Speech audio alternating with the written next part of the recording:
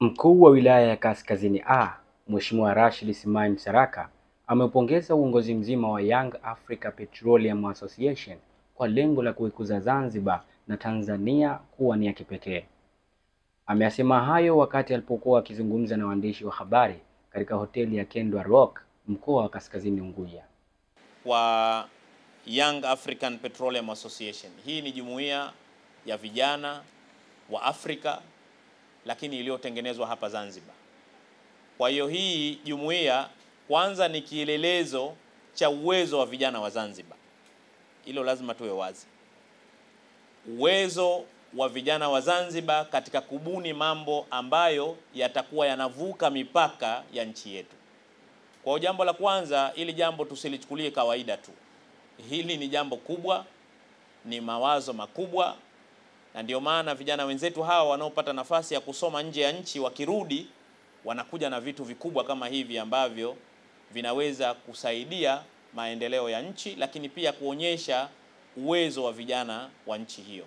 Kwa upande wake, mkurugenzi mtendaji wa jumuiya ya YAPA amesema kuwa lengo la jumuiya hiyo ni kunyanyua na kuikuza elimu ya gesi pamoja na mafuta asilia hapa Zanzibar na kuweza kuwapa ajira vijana. Promote hii sekta yetu especially hapa Tanzania, tukizingatia kuwa hivi mwaka juzi tu kuna vitalu vipya vimezinduliwa.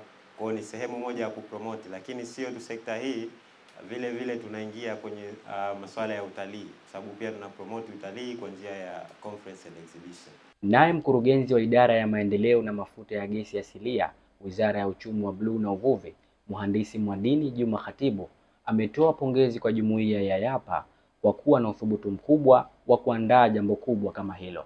Mie nitoe pongezi tu kwa jumuiya ya YAPA kwa uthubutu mkubwa na juhudi kubwa alizochukua katika kuandaa shughuli hii ambayo tunaitarajia kufanyika hapo siku zijazo za mbele, ndogo kidogo tu hapo zilizobakia. Nafahamu kwamba shughuli hii inahitaji maandalizi ya kutosha, ups and down nyingi, kwenda na kurudi, jitihada nyingi zinahitajiwa ili kuhakikisha shughuli hiyo inafanyika vizuri.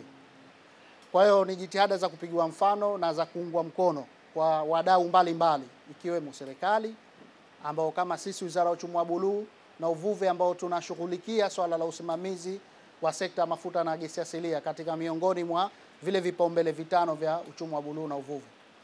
Kwa hiyo tunaunga mkono swala hilo specifically kwa vile inafanyika Zanzibar, ukizingatia na jumuiya hii ni ya kimataifa, kwa maana kwamba inakusanya nchi mbalimbali.